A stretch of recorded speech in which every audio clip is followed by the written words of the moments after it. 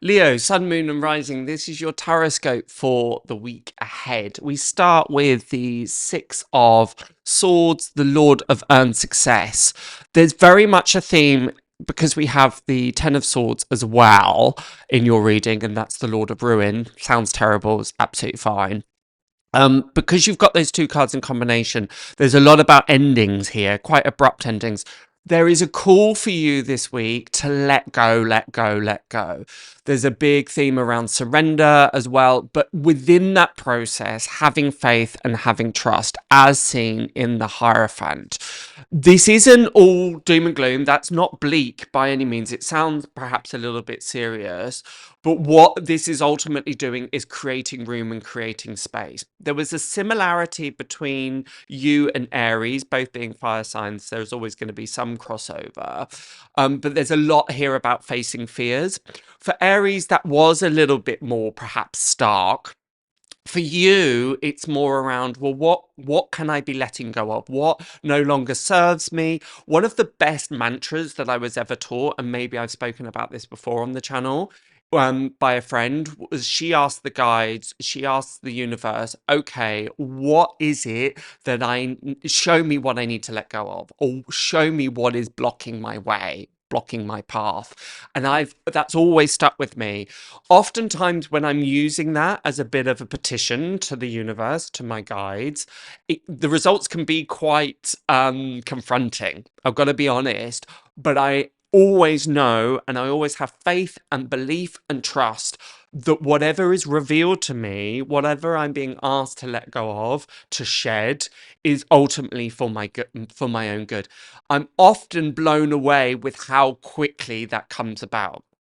I know that I spoke a little bit about to many star signs at the beginning of the year. There were going to be quite a few redundancies or shifts within work, letting go of relationships. And here it seems to still be playing out a little bit for you, Leo. So some of those letting goes might feel quite abrupt, particularly as we have the Ten of Swords, or they might come through quite quick and quite unexpectedly. You think, where has that come from? But please know that anything that is moving away in your life is just as the Six of Swords represents moving from troubled waters to calmer waters. At the time, the boat might rock. So it might feel a bit unsettling. It might be, you may find you're asking these questions of where is this going? I'm not sure I like this. I'm feeling a bit nervous. But the more that you're able to go, everything happens for a reason. This must be happening in my life because the universe has control. It knows what it's doing. The more that you're able to bring that through, as the Hierophant suggests, the better. There is a sense of rapidity around some of these endings because you have the Eight of Wands here, the Lord of Swiftness. In usual times, particularly in fire signs, Wands is the element of fire, and the eight, the Wands love to be in the number eight. So usually this is quite kind of uplifting and quite positive. That's not to say it isn't, but in this instance, it talks more about how quickly things are shifting and changing for you, particularly in this respect of shedding and letting go. It will require from you, and this is something that I said to Aries as well, and I wouldn't be surprised if this is a bit of a theme across the board this week for most star signs, but there is a theme here this week about bravery, courage. A lot with Aries, it was about stepping out of their comfort zone. For you, it's more about, do you have the guts that is required to perhaps have some of those difficult conversations, to put an end to things that have perhaps been playing out a little bit too long. We can often feel that that's going to lead to disappointment, or we're going to upset people, or that we're burning bridges. This is not what that's about. The reason that I feel that so emphatically is because at the end of your reading, you've got the Ace of Pentacles. The Ace of Pentacles is the card of growth and abundance and new opportunities coming in.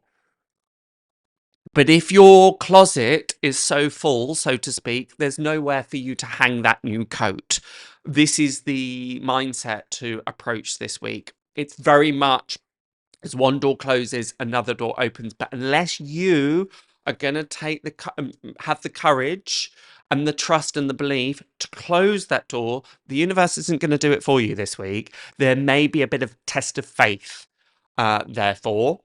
And if you're able to go, right, I'm going to close that door and let these new opportunities arise, then that will happen. I am speaking from personal experience. At the beginning of this year, I had to close quite a few doors, and it was uncomfortable. It wasn't necessarily easy. There wasn't necessarily a choice that I would have made unless circumstances had dictated as much. But I did it, and I know in my heart of hearts that was right.